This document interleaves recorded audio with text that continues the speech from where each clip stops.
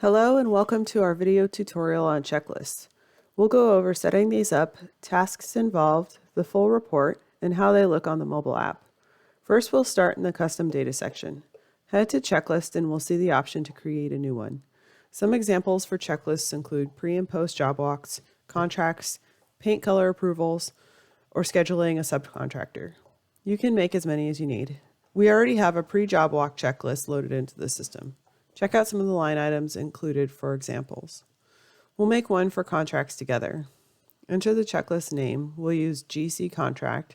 Enter a description and hit save. Enter in all the steps involved in obtaining and executing this type of contract.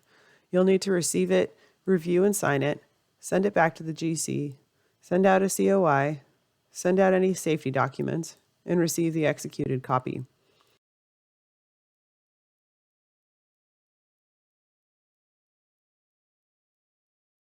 Drag the line items around to reorder as you like. Hit Save Changes and it will now appear on the drop-down to add to jobs on the Job Details page. In the upper right corner, we'll see Checklist and a green plus. Click the plus and we'll add the pre-job walk checklist. Now you can click into the checklist and we can review the items. You can assign tasks for people who need to be responsible for the items. The tasks will appear above the checklist on the Job Details page for everyone to see.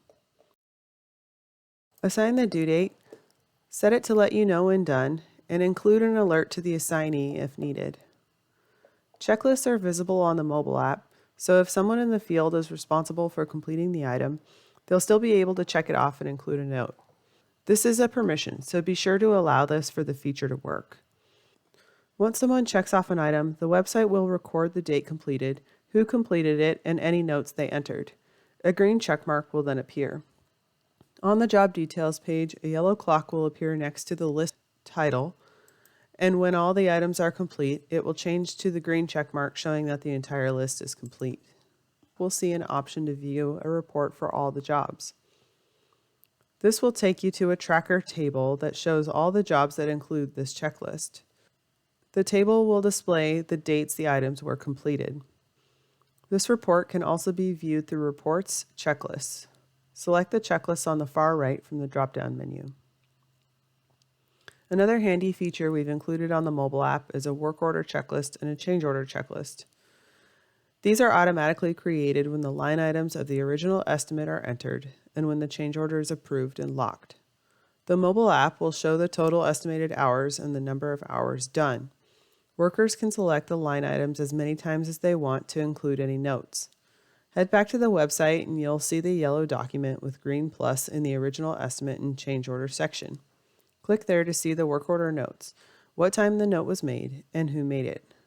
We hope the checklist feature will help you stay organized and keep track of the tasks to complete for a successful job. This completes the tutorial. Please let us know if you have any questions through the support button or email us at support@workglue.com. We'll see you next time.